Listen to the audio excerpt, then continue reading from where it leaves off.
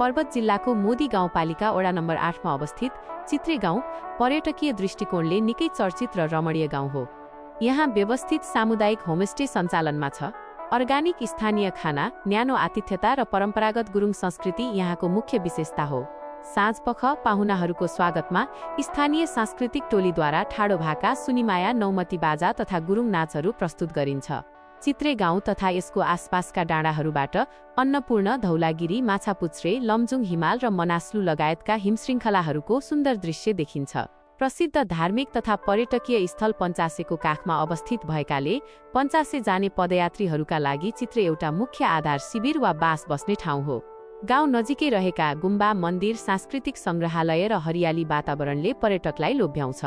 काठमाडौँ वा पोखराबाट पोखरा बागलुङ राजमार्ग हुँदै पर्वतको डिमुवा वा पातिचौरसम्म पुग्न सकिन्छ।